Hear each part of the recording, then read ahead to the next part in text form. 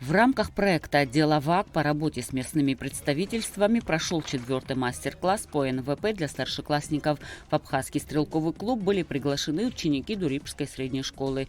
Для ребят провели инструктаж по обращению с оружием, затем предоставили возможность закрепить полученные знания на практике.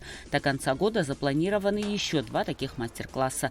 Получил продолжение и проект Аймадара. Первыми экскурсантами 2-го этапа стали ученики средней школы села Дурипш. Также продолжается адресная помощь, где, вот, к примеру, если взять, в селе Чулов был организован молодежный центр, где силами местных жителей было оборудовано помещение. Вот Конгресс помог остеклить это помещение. Дальше большие планы зарегистрировать данный молодежный клуб в Министерстве юстиции и реализовывать различные инициативы, проекты, которые вот будут сельские дети предлагать этому молодежному центру. Адресная помощь также была оказана селу Дурипш и села Атара. Мы по инициативе, так скажем, местного отделения удовлетворили просьбу в спортивном инвентаре.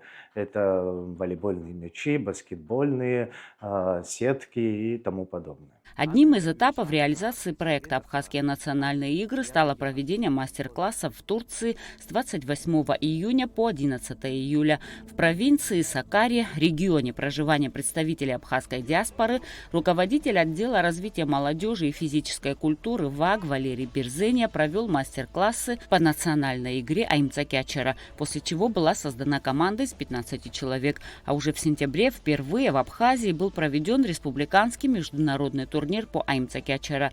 За первенство в финале боролись 8 местных команд и 1 команда из Турции. Победителями турнира стала команда из села Чулов. Интеллектуально-развлекательную игру Абаза провели ВАК совместно с Акваквиз и Управлением по делам молодежи и спорта при администрации города Сухум. В ней приняли участие 14 команд. Победу в игре одержала команда абхазского телевидения. С началом учебного года ВАК совместно с Минздравом продолжили проект по диспансеризации. Более 100 школьников из села Уарча Гулерипского района прошли комплексный медицинский осмотр.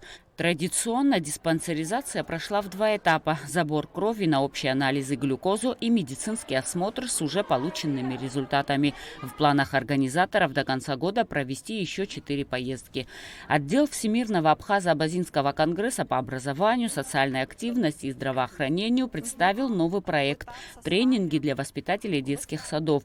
Пилотный тренинг был проведен в городе Гагра. Интенсив длился 2 дня. В нем приняли участие 19 воспитателей детских садов Гагарского района, нормы психического развития детей дошкольного возраста, условия формирования правильных навыков, условия обучения и развития ребенка, работа с детьми с легкими и тяжелыми нарушениями речи, а также дополнительная работа в выстраивании коммуникации с их родителями. И многие другие вопросы обсуждались на протяжении 2 дней.